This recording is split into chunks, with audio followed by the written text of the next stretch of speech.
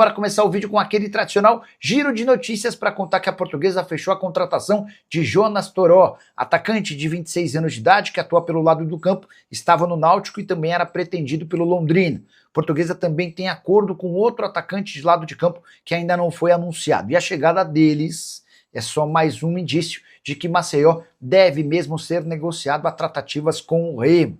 Quero falar que o Botafogo está analisando nomes para técnico.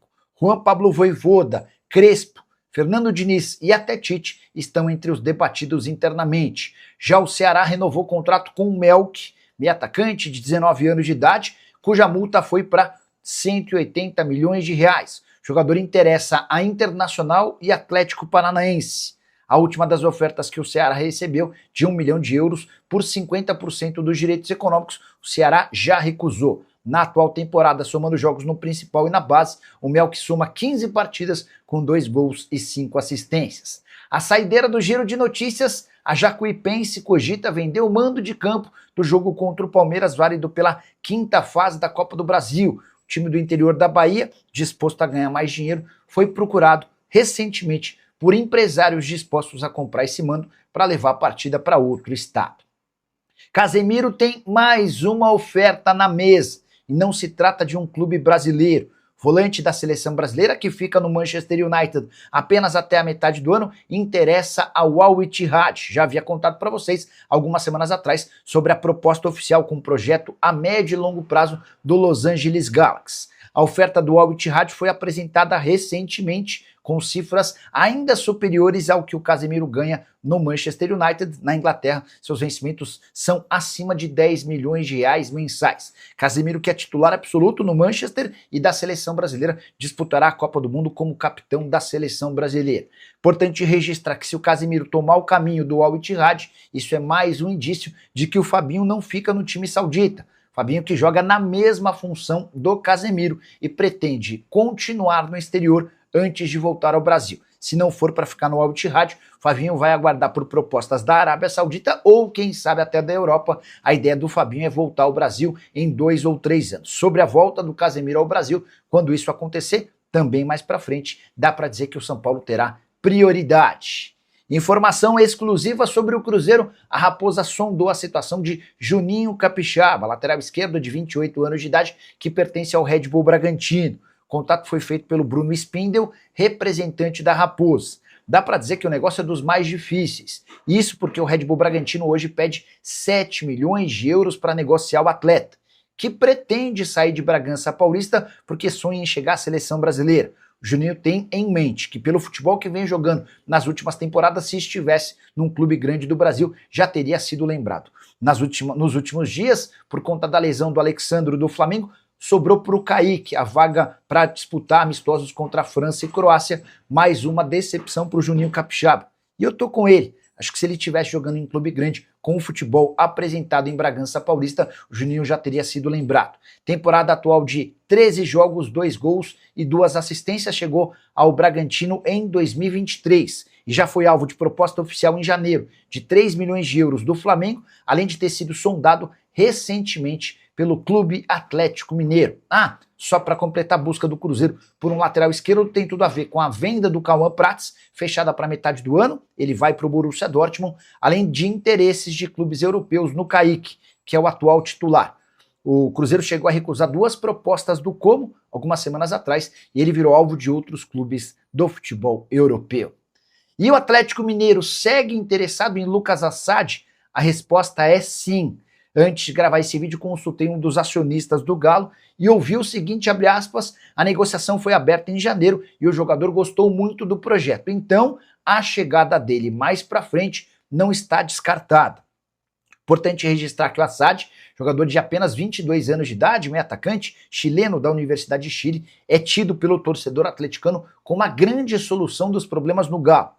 O Atlético entende no jogador enorme potencial, mas não concorda com essa avaliação extremamente positiva. Dá uma olhada nessa frase que eu ouvi da minha fonte atleticana, abre aspas, a torcida foi convencida de que ele é um novo Almada. Trata-se de um jogador jovem, de potencial, mas que ainda não está 100% pronto para o nível exigido no futebol brasileiro. Mas, dada a idade, ele pode sim vir a ser um atleta de ótimo desempenho.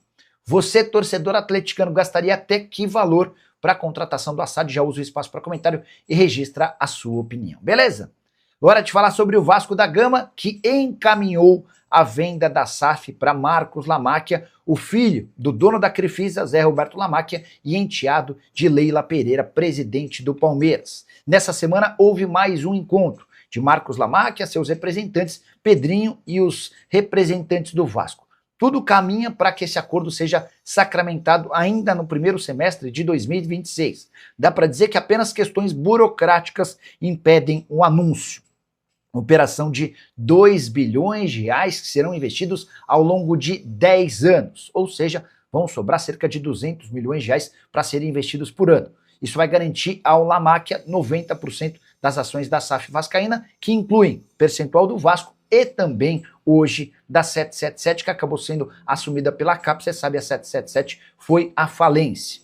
O que falta para que o acordo seja confirmado? A assinatura dos documentos, além das aprovações do Conselho de Beneméritos, do Conselho Deliberativo e dos demais poderes no Vasco. Nada que possa impedir o acordo. Já existe, inclusive, um pré-contrato com compromissos de investimentos mínimos estabelecidos para cada área.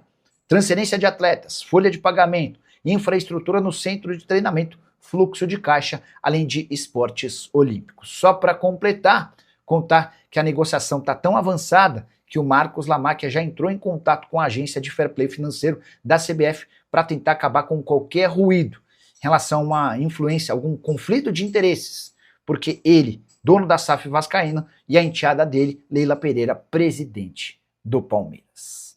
Danilo vai ou não ser jogador do Palmeiras? Já contei para vocês que depois do último confronto entre Palmeiras e Botafogo no Allianz Parque, o Palmeiras entrou em contato e fez uma força-tarefa para tentar avançar com o staff do jogador. Volante de 24 anos de idade que vive fase excelente. Ele é artilheiro do Botafogo na temporada, mesmo jogando na função de volante. Mas há 2 enormes entraves que hoje praticamente inviabilizam um acordo. O primeiro deles, John Textor precisa vender jogadores para tentar salvar a condição financeira catastrófica do Botafogo, mas vai dar preferência para a transferência de atletas para o exterior. A avaliação de que não é inteligente reforçar rivais no futebol nacional. Além dessa questão, há um problema relacionado ao número de jogos no Campeonato Brasileiro. Você sabe, um atleta só pode defender um outro clube no Campeonato Nacional desde que dispute pelo primeiro clube no máximo 12 partidas. Pois bem, Danilo já tem 6 jogos no Brasileirão. E até a parada para a Copa do Mundo, na metade do ano, vão restar ainda 10 jogos a serem disputados pelo Botafogo. Isso significa que o Danilo, para ser comprado pelo Palmeiras na metade do ano, poderia disputar no máximo 6 das 10 partidas programadas. Não dá para imaginar o Danilo sendo poupado ou ficando de fora de 4 jogos. Então, por conta de todas essas questões que eu citei, hoje há pessimismo no Palmeiras em relação à compra do Danilo. Jogador super interessante, cujo salário é de 1,5 milhão de reais por mês. Dá para dizer que o Danilo não vai forçar barra para deixar o Botafogo, especialmente depois que teve todos os seus salários, direitos de imagem e luvas pagas. Tô imaginando que o futuro do jogador deve ser o futebol europeu. E o Corinthians corre risco de perder Bidu para o Flamengo. Especulação que surgiu de uma página que cobre o Corinthians nas últimas horas. Informação dá conta de que o Flamengo entrou em contato após o jogo entre Corinthians e Flamengo no último domingo, na Neoquímica Arena. Esse contato teria sido para aproximar o Flamengo do Matheus Bidu, lateral esquerdo de 26 anos de idade, que vive fase espetacular. Antes de gravar o vídeo, na manhã dessa quarta-feira, entrei em contato com o dirigente do Corinthians e perguntei: vocês foram procurados pelo Flamengo? E a resposta foi: nenhum contato. Se houve alguma conversa, pode ter acontecido entre o Flamengo e representantes do Matheus Bidu. Também liguei para o Washington, que é representante do Bidu, e ele não me retornou. Só para completar, importante cravar que o Corinthians não tem nenhuma intenção em fazer negócio com o Bidu. É quase impossível que o atleta seja vendido para um clube rival do Brasil. Tudo porque o Corinthians tem só 20% do valor de uma venda do Bidu para qualquer clube do Brasil ou do exterior.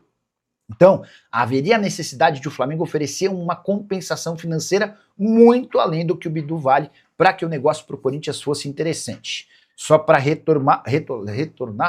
Só para lembrar a você que quando o Bidu é contratado pelo Corinthians em 2023, o Timão adquire só 20% dos direitos econômicos e tinha a possibilidade de aquisição de mais 50%, pagando 5 milhões de reais caso o Bidu estivesse em mais da metade dos jogos naquela temporada. O Bidu não fez um primeiro grande ano, não bateu a meta e o Corinthians acabou não comprando esses 50%. Hoje, o Corinthians tem 20% e os outros 80% são divididos entre o Guarani e o Atleta. Bidu que tem 16 jogos no ano, 1 gol e 2 assistências. O interesse do Flamengo por um lateral esquerdo não é novo. Em janeiro houve proposta oficial ao Juninho Capixaba de 3 milhões de euros, Red Bull Bragantino descartou, o Flamengo também fez contato por Caio Henrique, que atua no Mônaco da França. Só para completar o noticiário corintiano, contar que o Timão está na lista dos maiores devedores de impostos municipais de São Paulo. A dívida é de 450 milhões de reais, com o município ocupando a 37ª colocação na lista divulgada nessa semana. O Jockey Clube, famoso em São Paulo, é outro clube que aparece nessa lista com 859 milhões de reais de dívida. Duas boas notícias para o torcedor do Flamengo. Rubro-Negro acaba de renovar o contrato com o BRB e também fechou a parceria com a montadora chinesa GAC. Quero começar falando sobre o acordo com o banco. BRB renovou seu contrato até março do ano que vem e vai pagar mais 42 milhões e 600 mil reais ao Fla por esse novo ano de contrato. Agora, em vez de BRB, haverá exibição na camisa do rubro-negro do Banco Nação. Importante contar também que o contrato não é mais de patrocínio e sim de licenciamento. Foi a forma que o Flamengo encontrou para se precaver em meio a todos os ruídos pelos quais está envolvido o Banco BRB, operação com o Banco Master, enfim, uma série de polêmicas. Já em relação à GAC, ela vai pagar 7 milhões e 300 mil reais pelo patrocínio no calção. Como o Flamengo já tem um outro parceiro no calção, a WAP, de 5 milhões, dá para dizer que o calção do Flamengo com 2 propriedades vai assegurar mais de 12 milhões de reais. Saideira sobre o Fla, Gonzalo Plata se queimou ainda mais no Flamengo depois de um print no status do seu WhatsApp que dizia: falam muito, sabem pouco. A tendência é que o equatoriano não jogue com nenhuma frequência. Sob o comando de Leonardo Jardim, o Fla busca clubes interessados no equatoriano.